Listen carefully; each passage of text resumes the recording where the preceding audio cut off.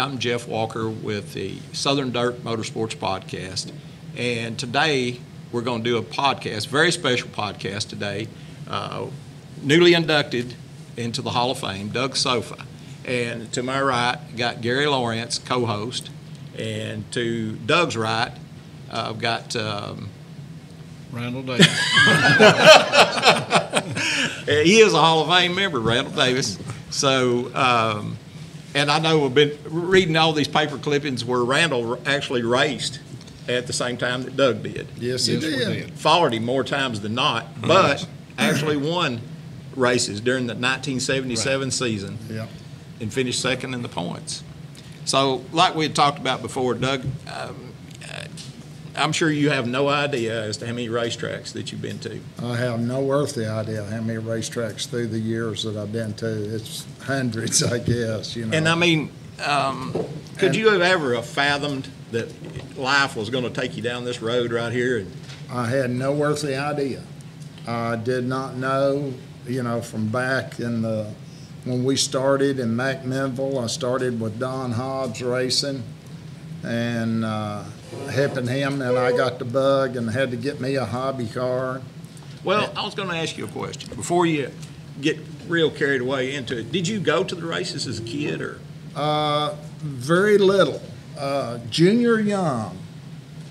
And when I was young, whenever he was helping BK race, he would let me go with them a time or two, and then that was basically it till I, you know, got older, and then. Did you grow up here in White County? Yeah, or? yeah. Well, when you started, of course, we was up there at Don's service station. Yeah. So Okay. I was working there for Don, and Yeah. then you was up there hanging around all the time. Is that when you started right then? Yes, yeah. I started going with Don some, you know, and that's when I started. I had some kind of an old truck or something then, trying to truck, you know.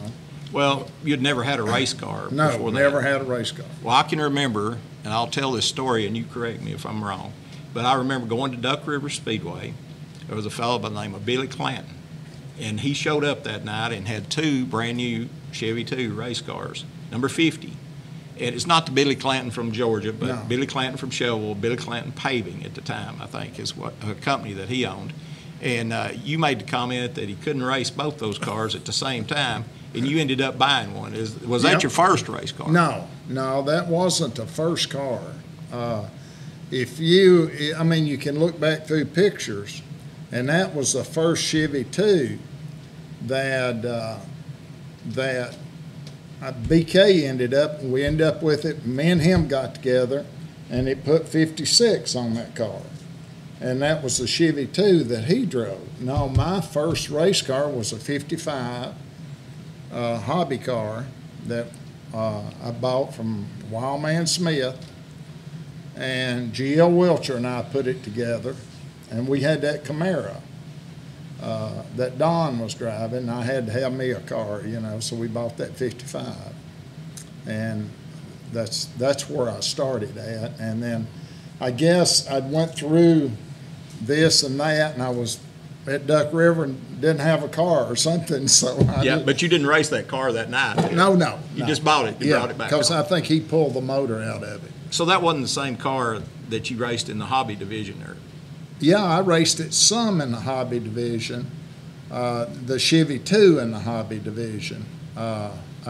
Raced it some, and then we brought the car and I was flip-flopping around. We brought it to Sparta, and BK put his motor in it. Yeah, I'd probably run it with his motor in it in the hobby division every once in a while.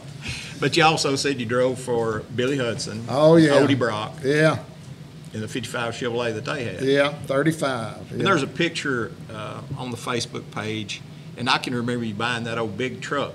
It had a big block engine in it, ramp truck. Oh, yeah, that white Chevrolet. Yeah, and that y'all were pulling it with that. Yeah, and we'd haul that car. Yeah, and this was still along when you got first started, right? Yeah, Yeah. yeah. I don't know really I ended up out of a race car, and I don't know why. And then I was doing nothing, and Don came by, or we was together or something. He said, Billy wants you to drive his race car. And I said, Billy hates me. Because Maybe that's why he wanted you to drive yeah, it, we Doug. raced each other all the time. And I guess him and Jimmy had gotten a fuss or something, you know. And so I drove it for a while. Or did you drive it before Gerald Roberts drove it? Oh, yeah, yeah. Because That was a Mustang or something he drove, wasn't it, for Yeah, Billy? it Yeah, was. that was Yeah. years later. I got to ask you this, knowing Don Hobbs too, and he's one of my favorite guys too. What was he doing with you hanging around, Don? What was it he was doing that made you decide you wanted to be like Don Hobbs anyway and drive a race car? I don't know that I ever wanted to be. No, Don, I love Don Hobbs. And I don't know, it was just, he was fun to be around.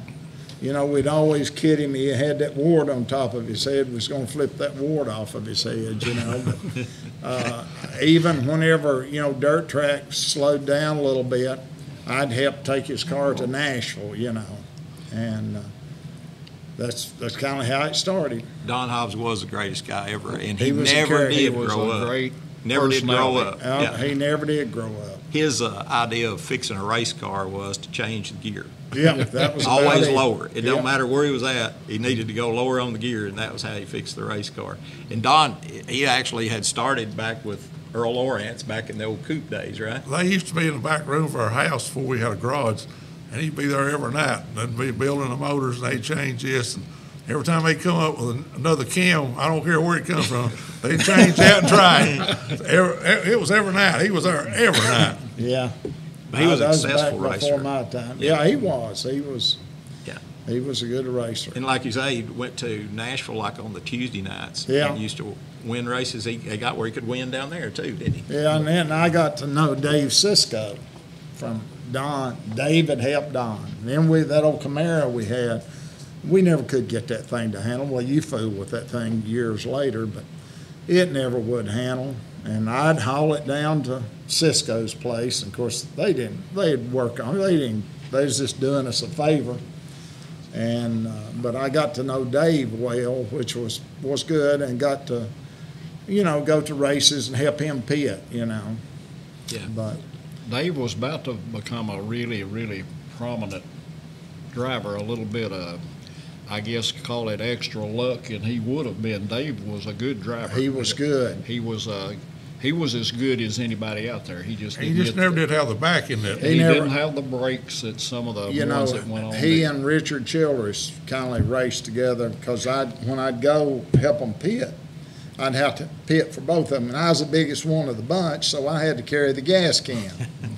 And that was funny. It was good days. Did you ever race any at the fairground, No. Doug? Did you build any of your cars, or did you buy them? I bought them, you know, started out with the 55 and then whatever else, that Chevy 2 that Jeff was really into. And Now that's the one that I remember you were driving. You had some good luck with that. well, no, that was another Nova. That was a car that little Dave Wright built. Was that You was a had- 48 car? You had one Chevy too that you did really Oh, well yeah. with. See, Don bought that car first. And then, I don't know, you know, Don was, one day he was gung-ho, and the next day, I'm getting out, you know. So I bought the car from him, and that was a car. Yeah, it was on a 55 frame and had truck arms on it. It was Coil a springs on the rear. Former Fred Cook car. That was a good car. Fred Cook. That's the one Was I that- remember. No, it was one that I read. Let's No. see, Wildman had it. Wildman Smith, well, little Dave Wright built it. Him and his brother built it at Dave Wright, their dad, shop. And then Wildman ended up buying it. And then Don bought it from Wildman. And so then Don raced it a time or two. To set the kind of time frame, that was about 1977, and you were dominating, really. Oh, yeah, that was a few good years there. I had some good years in that car. That was a good handling car. That from was that car you could do no wrong. I know I won one race at Sparta with a tie rod broke, and the wheel just turned all the way back, and I could still go fast. How many races you think you won that year? I have no earthly idea. I don't keep up with that stuff. I think I told email Mike or something one time, said, I don't even have any pictures, you know. Yeah, yeah. I've got trophies sitting somewhere, you know, but I've got them stored now. I think I know where they're at, some of them, but I have no earthly idea. What line of work were you in when you weren't racing? Trucking business. And then Sparta Speedway, McMinnville Speedway, Buffalo Valley, Very little Buffalo Valley, but some Buffalo Valley. Duck River, Winchester. Atomic. Yeah, Atomic some. It was kind of like, you know, you start venturing out away from here, and you thought you were good till you went someplace else, you know. Yeah. I know you got into the racing promotion business too, and was successful at that. Where did you start that? Well, what got you into that? That was later. See, I grew up with Hoosier Tire and become their southern distributor. And we grew the company up together. And it was just really big business. It turned into big business. It started out as small, but it turned into big business. And so after that, I was meeting racetrack promoters and this, that, and the other. And that was a lot of my interaction with them. And I think my first racetrack that I got involved with was Florence I-95 Speedway in Florence, South Carolina. Me and a friend of mine who's passed now, Charlie Powell, bought it. He ran it. Of course, I was in the tire business. I was busy. I bought my first new Hoosier tire from Doug. Did you? I sure did. Well, that's good. And it was good to me, or they were good to me. Doug, he's a major contributor to auto racing. I don't think he really realizes what a big influence he was on racing. Well, and Doug was stuff in doing this a area. lot in the promotion business and not getting a lot of recognition for it. A lot of us knew it, but a lot of other people didn't know what he was doing. And But it took somebody like him to Yeah. actually step up with the Hoosier deal. And, Right. and you turned it. Did that start with BK, though? No, how all of that started, I started in McMinnville.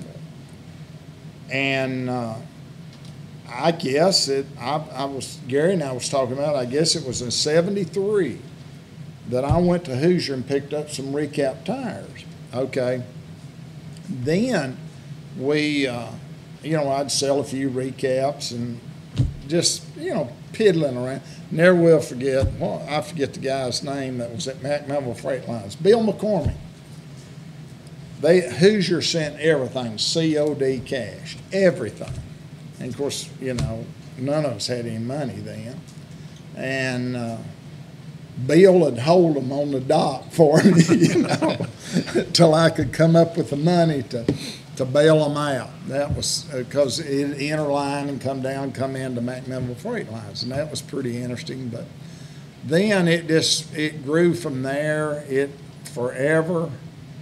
I don't even know what year I actually started. All I know is, and to get BK involved in it, I got tired of fooling with it. I was doing something else, and I told BK, I said, "Here, you sell the tire." He had the car lot up there, and we probably had 10 or 12 tires. I don't know what it was, and so he sold the tires around to some people, and for a year or two, and then it was several years later, whenever that we actually got started in the tire distributor business. I was already in Knoxville. And Why did you go to Knoxville? I was in the trucking business. But the trucking business, Yeah, what took you there? Alcoa. I was under the impression because Atomic and J.T. Kerr, Goddard, all these people were up there, and I kind of thought, well, you thought maybe you needed to be there with the tire business. I went there because I was in the trucking business, and Alcoa Aluminum was one of my big accounts. Okay. And so I just ended up gravitating that way. So then, I don't know, somewhere along the line, Bob Newton, who created Hoosier, he and his wife Joyce, and his son Terry who is the same age as I am, or a year older. And we kind of just grew up in it together. And as things started, I don't even know, they were building tires over at Mohawk Tire and Rubber in Akron. And then when Mohawk closed, Bob started building a mini tire plant. He bought a bunch of the equipment. So when that happened, we was able to start producing some new tires. And that was kind of at the start of NDRA. And of course, NDRA was Robert Smalley and Kingsport. So I know that the first year we followed NDRA with some recaps. I'd just go every once in a while because Bob had a car. There was a Hoosier car. Tom Helfrich drove it. Larry Moore was in the P1 car, and Rodney Combs was in the Stacy White car. And there's all Howell cars. Of course, Ed Howell and Bob Newton had come up together in the ranks, so we'd go and try to compete. Goodyear had all the business basically then. And then when we started producing tires, we had the three best cars at that time. Of course, you was always the Leon Archers and people like that, but Were they on Goodyears? yeah, a lot of them were. And then like Bud Lunsford, he was the Goodyear guy. Bud. Doug and his outfit is a lot of what brought Hoosier to this area here. Oh, yeah. You Oh, know, yeah. You didn't hear of Hoosier that Much. hardly ever. And Maybe Indiana or something. And we would, we just kept struggling. We'd climb and climb, and we just finally kept till we built a tire that was, Goodyear really didn't have a good tire, but we had to grow up and build something that was good. They And catered more to asphalt. yeah, yeah. They were too hard for what we were Yeah, doing. and they were some soft ones, but this carcasses wasn't. We made a lot of changes there and gradually got to where we needed to be to really be competitive. And I was trying to think. I think the first time that I remember, Terry and I took a cube van load of tires to Jackson, Tennessee, and that's the first time I remember us putting new tires on those three cars, and I think we won the race. I think Rodney won the race, maybe, but that was kind of the start of it, and then it just gradually kept going, and I was, of course, Atomic was a big thing, and NDRA was racing. You had a Hal car at one time. Oh, yeah. Oh, Tell yeah. you that. That's the one you talked about, and I think Houston Montgomery helped you on that. Yeah, Houston helped me on that car some, but I was winding down racing a little bit then because I was starting to get in the tire business. We had some new tires, but we weren't in it. I was more or less just a dealer in Tennessee area, and then as we started building more tires and I kept going to big races with them, they made me their distributor, and then it's all history from there. We just grew it from there. You did, and you knew every major dirt racing team. I mean, everybody. Buck Simmons, Oh, yeah. Larry Moore, like you said, all the guys associated with Hal, and then all these guys around here. They all depended on you. How many times have you been asked what tires do I need to have on or whatever, And that was something that we really tried to learn and do, and part of it I'd fake it, but it was a He fun. made me believe it. Well, I was hungry then. I had to sell something, Well, we went through all the years there for years in the tires, M&H or McCoy or something like that. They didn't change them. They just old hard groove tires, and they never. We had a tar that we run on the left rear. I know we run at least 20 years. But when y'all got into actually making the tars, you was making them softer, getting a better bite, making the corners round on them. Yeah. And you picked up the time on the cars. You put it, in other words, you put it where you had to have a new set of tires to compete and to run up front. And that, y'all actually changed the whole thing about racing. Yeah. And made them faster. It When they changed. did that, the cars didn't feel like it was the same car. No, it was totally different, you know. But, but we were all, when I started racing all that, we were in recaps, you Yeah. know. And it's just like what you were talking about. It's the evolution of the whole sport. Yep. It was all growing. They were learning stuff. They were learning about compounds and how to groove tires. And Doug was right in the middle of that when Oh, all yeah. of that was taking Yeah, place. I had to It, be in the middle of it, you know. That was my bread and butter then, you know. And I had to learn it, and it was good. It was a good run. It was good business. He had Jimmy Pup Thomas. And that was a Oh, big yeah, that help, was too. my right-hand Yeah. man. But any major dirt race, Doug was always there. In the beginning, especially, you went to all the big races. Went to all of them. Had to. You know, Yep. we'd stay out all night, and then I graduated up. I'm going to get me an airplane. I'm tired of all this driving. And then so I could be back home at a decent hour in the night, you know. Yeah. Doug was a fun character to be around, whether he was selling tires, driving cars, or whatever. He was just a fun guy to be with. Sometimes, maybe. Well, with that, do you ever have a major altercation that you can remember that you'd like to? Not really. Not really. I've had a few people mad at me, but I never was a fighter, you know. I never did like fighting. So, no, I never did have too much. Did you actually what? Go ahead, Randall. Did you ever have a really bad crash? I can't remember you ever wrecking really bad. No, Of course, I wasn't with you everywhere, but I was with you a lot. no, I never tore up a lot of stuff like that. I know when my hobby car, when I first started, first 2 or 3 races, my mother came to McMinnville, and I went off the bank on the back straightaway, and whoever brought her down there, she said, "I'm going home. Take me home." And that was the last race she ever went to. And I come back and won the race, I think. Yeah, I know this other guy finally talked his mother into coming to the races with him, and he said it was the first and only time he ever turned one a complete flip the night she was there, and she never came back. Yeah, my anymore. mom never came back. But I never had many. Well, it was funny. We was talking about that Camaro. I won my first late model race driving that Camaro. Y'all were working on it. For some reason, I don't know why, I ended up having to drive it that night. And I believe I run off the bank in it to start with. And y'all had to patch it back up, and was back out there, and I never will forget it. I was out front leading that race, and of course, here I am in a late model race, you know, modified, whatever you call them, man. I moved up from hobby. And there was Jackie Grissom on my back bumper. Bam, bam, you know. And finally, he crossed up or something and gave me a little bit of relief, and I ended up winning that race. I remember you getting a Camaro from Buddy Broom.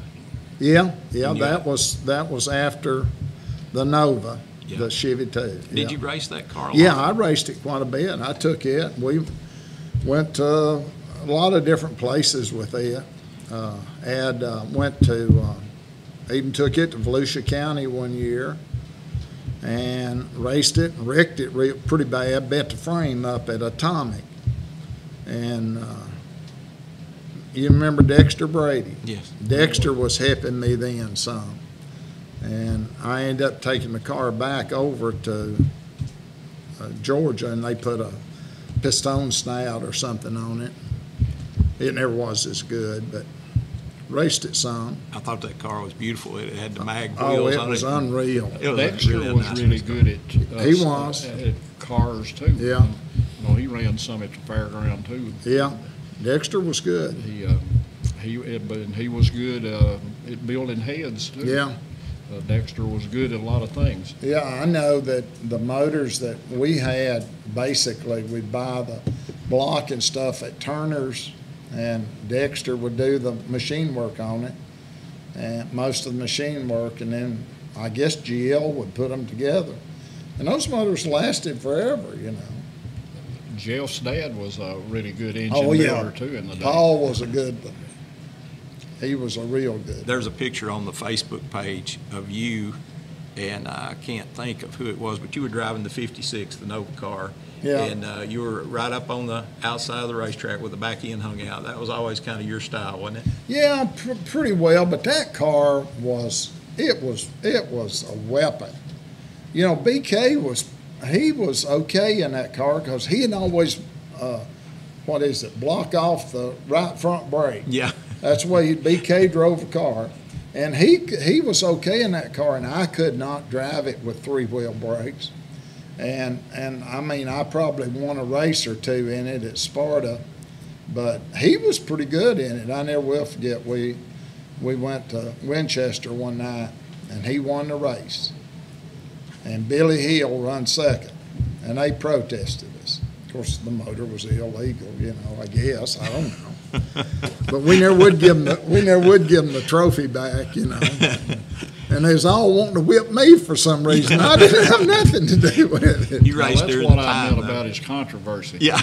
Yeah. You raced during the time, though, when it wasn't like it is to now. You didn't have fire suits or anything like that. You know, fire suit was a T-shirt. It didn't Yeah. have a lot of oil in no it. containment seats or No, you know. had the aluminum seats, and if you had a fiberglass or aluminum seats, you had you. You had was a good ride, say, didn't you you, boy? didn't have a You had a barrel. ride. Yeah, as long as you didn't have a barrel, you were okay. But no, that was even like Winchester. Jerry Biles, y'all remember Jerry? Yes. Jerry helped me for a while. And we went over at Boyd's and raced one night on a Friday night, and we come back to Winchester. We had a rain out down there, and I just dusted them. I mean, I'd been there the week before or something, but anyway, I just drove off and hid from, we was running double features. Well, I got back to the front in the second feature, and I thought I had this under control, you know, and Mo Harrison drilled me, and I spun me out. Well, you could have killed, I was mad. But wasn't nothing I could do about it. I was sitting in the infield. But he was for sure not going to let me win that second race, you know. Did you congratulate Mo? I don't remember if I did or not. That was the days that you didn't, if you were in Winchester and you were an outsider, you walked kind of lightly, you know. I know That kept you out of controversy. Yeah, didn't it? yeah. They protested me down at Duck River one night. That guy that owned his car, and of course we were just being ornery. Jerry was helping me then, and we wouldn't tear it down. We got to let it cool down. We got to let it cool. We was legal, but we just wasn't no hurry to tear it down. We sat there all night and them threatening. You know, we're sitting out on the front straightaway. We tore down. We got the money and left, but they just wanted to tear us You down. just made them spend the night doing Yeah, it. yeah. Well, there was times when guys would tear you down just to Slow you down. Yeah, to Yeah. hurt your Yeah. motor. Yeah. Because it never helps one to tear Pull it the down and heads, put yeah. it back together. We were down at Duck River one night. That was in that Camaro. Jerry Biles was with. I never could get brakes working right on that car. I put disc brakes on it even.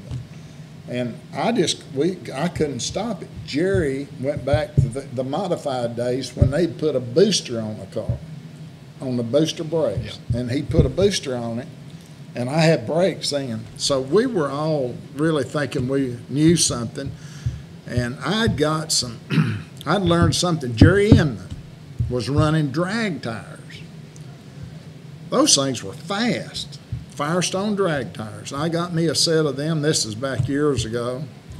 And man, they would get a bite. And I was at Duck River, and I won a race down there one week and just slaughtered them. And then went back the next week. They pinned me, one on the outside, one on the inside. And they come in and cut 4 tires down at the same time because they was real thin walls.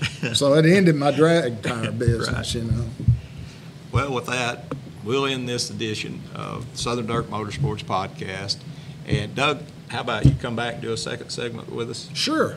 All right, so we'll see you guys next time. Thank you, Doug.